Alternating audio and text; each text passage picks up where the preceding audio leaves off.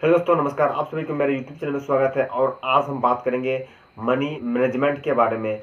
हम जानते हैं कि जो भारत के जितने भी कॉन्ट्रैक्टर वर्कर हैं उनकी जो बेसिक सैलरी होती है बहुत ही कम होती है।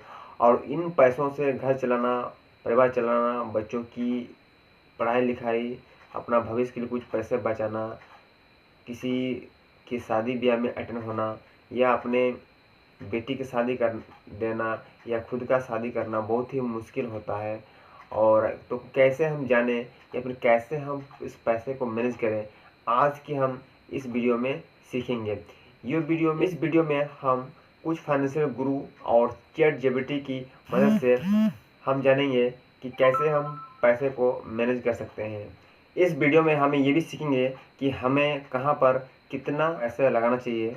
विषय में हम फाइनेंशियल गुरु अंकुर वारिकू के फाइनेंशियल टिप्स का यूज़ करके हम अपने पैसे को मैनेज करना सीखेंगे।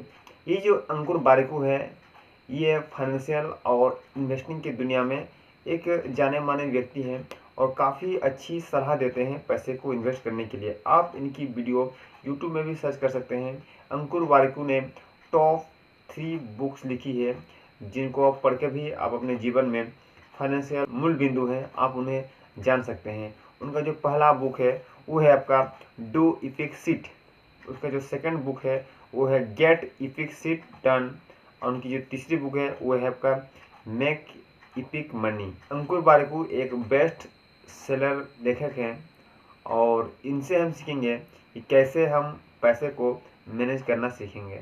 अंकुर वारिकू हमें ये कहते हैं कि हमें अपने सैलरी का अपने हिसाब से 10, 20 या 30% हमें इन्वेस्ट करना चाहिए। अंकुर वारिकू हमें ये भी कहते हैं कि हमें अपने पैसे को इन्वेस्ट करने के बहुत सारे ऑप्शन होते हैं। आप अपने पैसे का कहीं पर भी अपने इन्वेस्ट कर सकते हैं। जैसे अंकुर वारिकू सर के द्वारा हमें बहुत सारे इन्वेस्टिंग के लिए कुछ पॉइंट्स दिए हैं।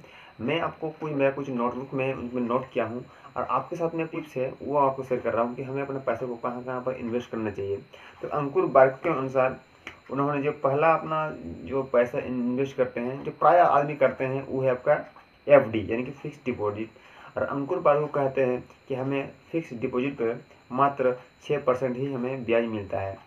सेकेंड जो ऑप्शन आता है रियल इस्टेट बिजनेस, यानी कि रियल इस्टेट, हमें 7% ही हमें इंटरेस्ट मिलते हैं। कॉर्पोरेट बॉन्ड, अब कॉर्पोरेट बॉन्ड में हमें 7.5 के इंटरेस्ट हमें मिलते हैं। नेक्स्ट पॉइंट है आपका निफ्टी 50, जहाँ हमें 10.5% मिलते हैं।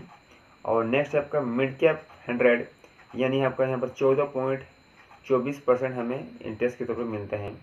और जो नेक्स्ट पॉइंट है वो आपका स्मॉल कैप, हमें 18.10% की हमें मैंने इंटरेस्ट दर मिलती है। तो देखिए 10,000 में आपको मनी मैनेजमेंट करना थोड़ा मुश्किल होता है, परंतु यदि हम चाहें और अच्छी रणनीति बनाएं तो हम इसमें बहुत कुछ कर सकते हैं। यही अंकुर वारिकू का कहना है। उन्होंने ये भी कहा है कि हमें कितना पैसा किस एज में इन्वेस्ट करना चाहिए। तो अंकुर वारिकू कहते हैं कि हमें 20 ईयर में, मैंने जिसका उम्र 20 साल है, 10% हमें बॉन्ड पर, 40% हमें निफ्टी 50 पर, 25% हमने मिड कैप पर और 25% हमें स्मॉल कैप पर इन्वेस्ट करना चाहिए। उनकी एज 30 साल है तो 20% बॉन्ड पर, 40% निफ्टी 50, 25% आपका मिड कैप और 15% स्मॉल कैप पर इन्वेस्ट करना चाहिए। उम्र 40 साल है, का जो बॉन्ड पर उसमें 30%, निफ्टी 50 पर उन्हें 50%, 15% उन्हें मिड कैप पर, 5 स्मॉल कैप पर इन्वेस्ट करना चाहिए। ये था अंकुर वारिकू कोच इन्वेस्टिंग प्लान और एज रेशियो। अभी हम बात कर लेते हैं चैट जीपीटी के अनुसार हमें अपना जो पैसा है उसको कैसे मैनेज कर सकते हैं। तो चैट जीपीटी हमें ये बोलता है कि हमें जितनी भी कम राशि है, सबसे पहले हम उसका बजट बनाएंगे और उस बजट की गई आंकड़े को हम गौर से उसको गहराई से चेक करेंगे कि हमें कहाँ चूक हो रही है, हमें किस माने चीज़ों में खर्चा ज़्यादा हुआ, हम उसे कैसे कंट्रोल कर सकते हैं। ये उनका पहला पॉइंट था। चैट जीपीटी का दूसरा पॉइंट है वो है आपका 50-30-20 नियम, यानी 50% हमें अपना सैलरी का आधा हिस्सा हमें, यानी कि 5,000 हमें अपने ज़रूरत चीज़ों पर, यानी घर का किराया, खाना और बिलों के लिए इन्वेस्ट करना चाहिए। जबकि उसका जो 30% यानी कि आरामदायक खर्चों पर, हमें मनोरंजन, मोबाइल डेटा या छोटे मोटे शौक के लिए उसका इन्वेस्ट करना चाहिए। और 20% बजट में डालें, यानी उनका जो 2,000 रुपया है वो इमरजेंसी फंड या निवेश या रिटायरमेंट प्लान में हमें इन्वेस्ट करना चाहिए। नेक्स्ट पॉइंट बात कर लेते हैं इमरजेंसी फंड। हर महीने थोड़ी रकम इमरजेंसी फंड के लिए अलग रखें ताकि अचानक आने वाले खर्चों के लिए भी उसके हिसाब किया जा सके।